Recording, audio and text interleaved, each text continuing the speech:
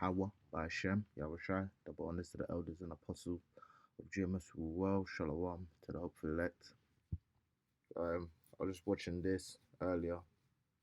I'll leave the link for the video so you can watch it in its entirety because I don't really want to play the whole thing in case it gets clipped by YouTube or whatever. But yeah, the guy's basically into guy talking about how you know all of this is leading to a crash, and anyone who's watching the videos and keeping abreast of what's going on knows that that Esau is basically trying to bring in his little NWO, and he's gonna do that by crashing the economies. And what they're doing now is you know they're creating all these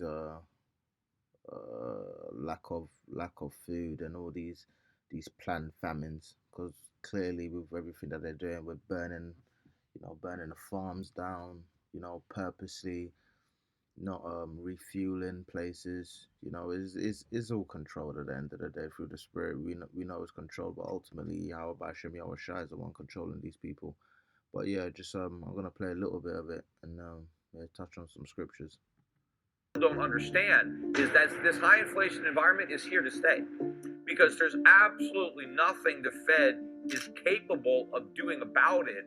In fact, everything the Fed does is going to throw gasoline on the inflation fire. So Fed monetary policy is going to exacerbate the inflation that we're dealing with. I mean, even though they're talking about fighting inflation, they're not really going to fight it. They're going to keep stoking the flames. Just they're going to, be less aggressive.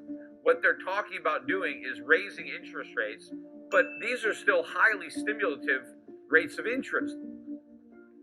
It was in 2002 that the Fed slashed rates to 1% to stimulate the economy after, the Nasdaq bubble burst. They started, the war on terror and all that stuff happened. We had a recession, and so Greenspan lowered rates to 1 to stimulate the economy. Now Powell's saying, well, we're going to raise rates to sedate the economy. It's still low, and the problem is the budget. Yo, I just wanted to touch on that. He just said they raised the interest rates to 1%, or lowered it to 1%, and now let's see the interest rates in the UK. I think it was like 6% or something like that, 6 or 8% might have gone up. Bank of England expects UK to fall into the longest recession ever. What is the current UK interest rate? Is 3%. Through the spirit, I believe is gonna go up because I believe there's definitely gonna be a property bubble burst next year. That's what I believe, and I don't think they want people buying homes and stuff like that. So I believe they're gonna raise the interest rate when it does burst. So when the prices do go low, they're gonna try to reclaim some of that money back by giving people excessive interest rates. And a lot of the time is a variable interest rate that they give you, so it can go up or down. So yeah, this devil is a crafty little. Look. It says 3% now, but in the news, UK interest rates predicted to peak at 4.5 next year. Now, I believe with the spirit is gonna go higher than that, because if the prices for the houses are cheap and the interest rates are low, a lot of people are gonna be able to buy properties. Hopefully, we won't get past next year because I don't really want to be in this queendom much longer. But yeah, watching all of this stuff, listen to the brothers puts me in a better spirit. I'll be sometimes you get a bit down and then you listen to some the videos by the brothers and it lifts your spirit up. UK interest rates already higher than needed, says policymaker. So I'm gonna get into a scripture before I go back to the video. This is James 3:5. Your gold and silver is cankered, and the rust of them shall be a witness against you, and shall eat your flesh as it were fire. Ye have heaped treasure together for the last days.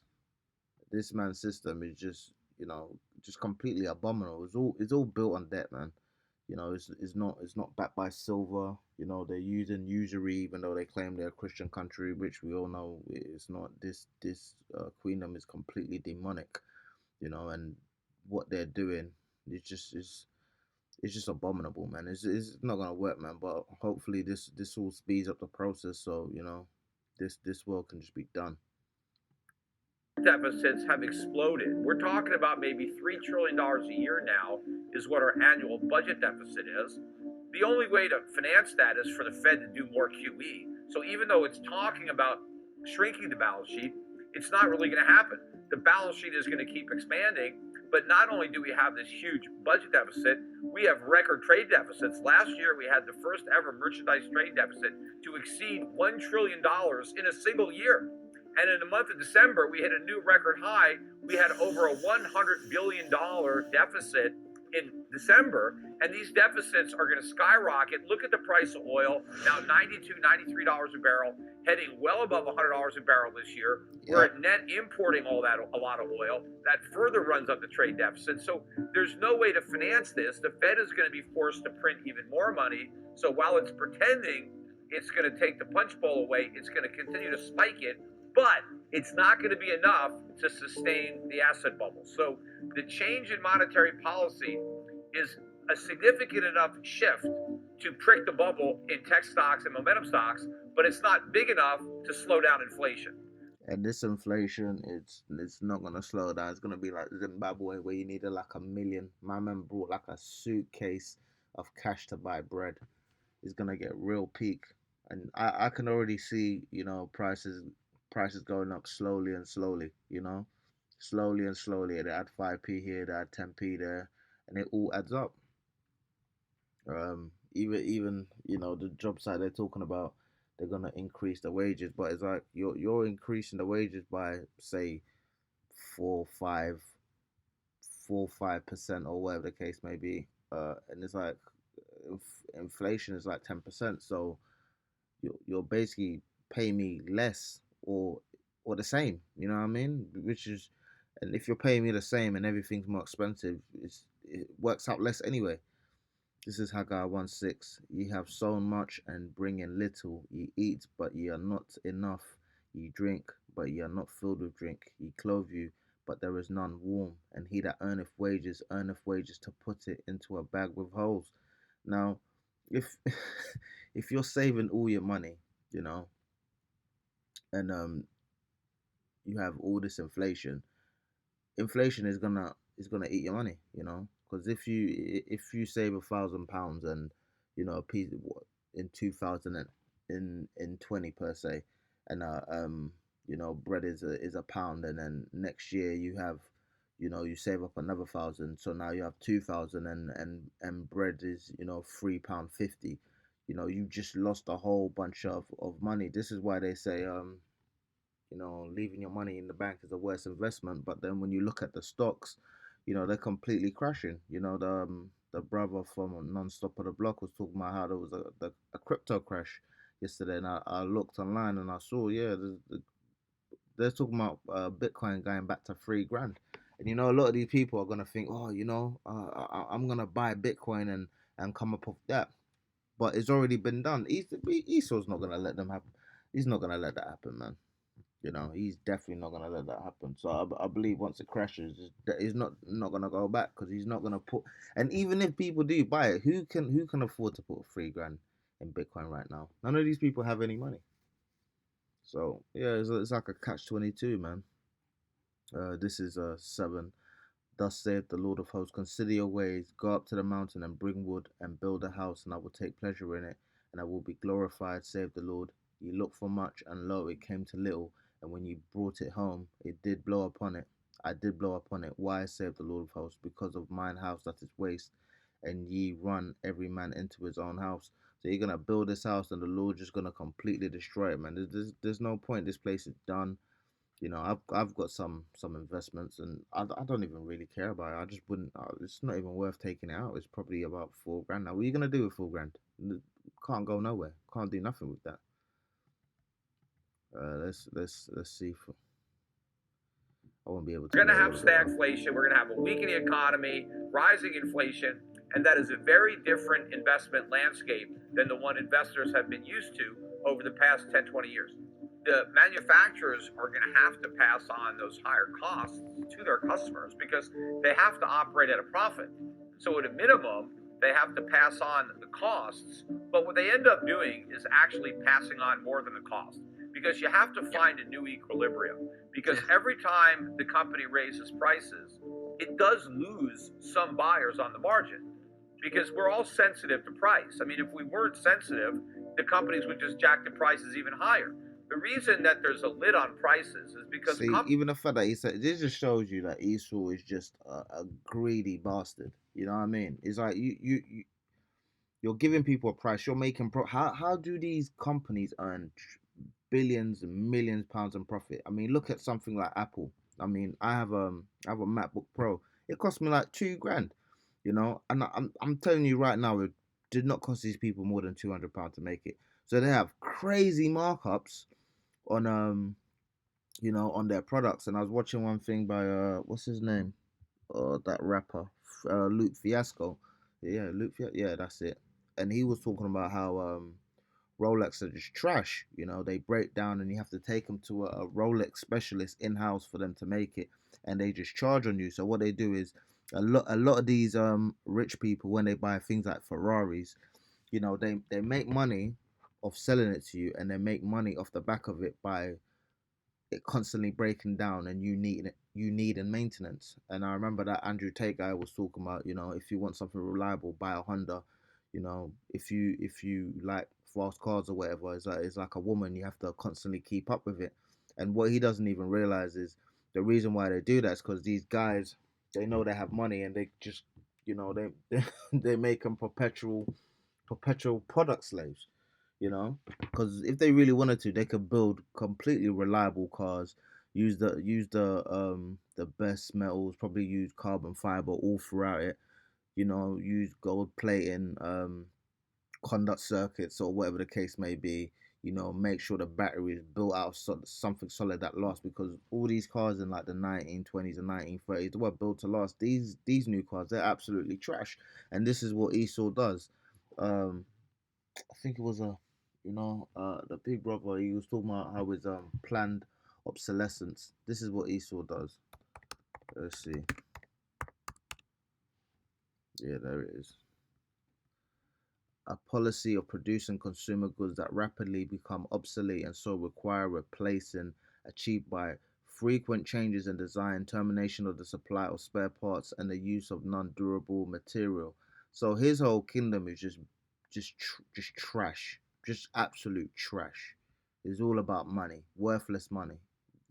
These people are not fit to rule, Are man. looking for the optimal price where they can sell the most amount of stuff and make the most amount of money.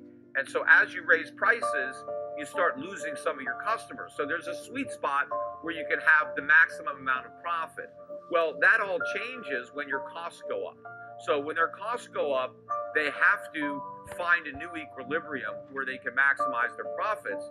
But what happens is as you start raising your prices, you start losing some customers, and so now you have fewer customers to try to average out all your fixed costs.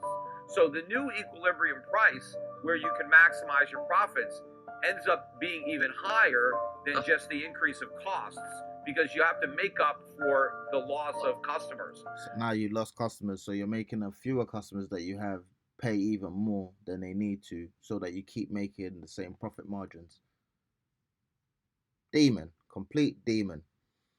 This is Psalm 66:7. He ruleth by his power forever. His eyes behold the nations. Let not the rebellious exalt themselves. Salah. Oh, bless our power, ye people, and make the voice of his praise to be heard, which holdeth our soul in his life, and suffereth not our feet to be moved. So, the elect are not going to be moved by this, because they know Esau's tricks and his little game plan. He does the same thing over and over again with little different ways. He done this before in the 1930s, when he moved things from the gold standard to the fiat standard, and now he's gonna move it from the fiat standard to, just typing a bunch of letters and code in the system, and you can be rich or poor, and you're gonna have to do everything through him, basically. Proverbs 21:27. And the sacrifice of the wicked is abomination. How much more when he bringeth it with a wicked mind? And he's doing all of this because he's a demon, and he wants to control people. He wants to be able to flick off your little light switch, flick off your switch, and there's nothing you can do. Clear out your accounts. You have no control over your financial You know, you don't have any financial responsibility. You don't have any control of your finances because this man will be able to just flick a switch and just make you a social pariah, and you can't do anything. This is what he wants: complete control, because he thinks he's the most high. Little demon, man. Start at 28. A false witness shall perish, but the man that heareth speaketh constantly. A wicked man hardeneth his face. So all of this stuff's gonna happen. He's hardening his heart to it. It's not gonna change. But as for the upright, he directeth his way. There is no wisdom, nor understanding, nor counsel against the Lord. So everything they're doing is just going to flop, man. They're doing all of this for. I know the Lord just sitting on his throne, just watching these Edomites and just thinking, what bunch of idiots, man. They're just base, man. So what happens in an inflationary environment is businesses keep selling fewer and fewer products at higher and higher prices, and those customers that can afford the higher prices keep buying, and those that can't, well, they go without the products. Come on, everyone, we're late. Mummy, can I give my pocket money snake? And I believe he's gonna talk about a point where the brother from Non-Stop of the Block said you know save up your money for Black Friday, because a lot of this electronic stuff people are not going to be able to afford. They're going to be luxury items. A lot of the stuff that people have nowadays are going to be luxury items. Now it's just you have a phone. It's not really a luxury item, but soon, you're not going to have all this excess and extra income to go to the club and to do this and to do that. You're going to be trying to buy food and stay on top of that and stay on top of your bills. Let's see Year what it is. though, businesses didn't raise prices enough. That was the problem because you had the federal chairman and all the economists were telling everybody, "Oh, don't worry about these rising costs. This is all transitory, right?" Yo, the brother should really check this out, man. He's got a lot of good information. This is uh this is Proverbs 21. Uh, I'm gonna start. I'm gonna start at 11. When the scorner is punished, the simple is made wise, and when the wise is instructed, he receiveth knowledge. The righteous man wisely considereth the house of the wicked, but Yahweh overthroweth the wicked for their wickedness. Whoso stoppeth his ears at the cry of the poor, he shall also cry himself, but shall not be heard. A gift in secret pacifieth anger, and a reward in the bosom strong wrath. It is joy to the just to do judgment, but destruction shall be to the workers of iniquity. So as it says, the nations are gonna come against him, and when he's going through all of this, no one, who will pity a snake charmer? No one's gonna pity these people, and the people that follow Esau Edom, you're not gonna pity them either, because it's pretty obvious what this man's doing. Just like these people dropping from the Juice crew. I don't feel sorry for them, man. You chose to take it, knowing this man's track record. Psalms 148. Grant not, O Lord, the desires of the wicked, further not his wicked device, lest they exalt themselves. Salah. I'm gonna finish off on the last scripture. This is Ezekiel 13:22. Because with lies ye have made the heart of the righteous sad, whom I have not made sad, and strengthened the hands of the wicked, that he should not return from his wicked way, by promising him life.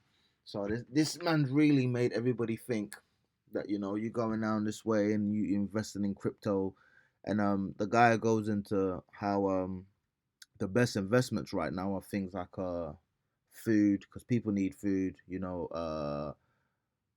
what's it, utilities, gas, electric energy, because people always need to keep the light on and be able to cook. So what these big companies are piling their money into are these utility companies and food companies, and alcohol and stuff like that, because people always want that kind of stuff, alcohol, because these people are hella depressed.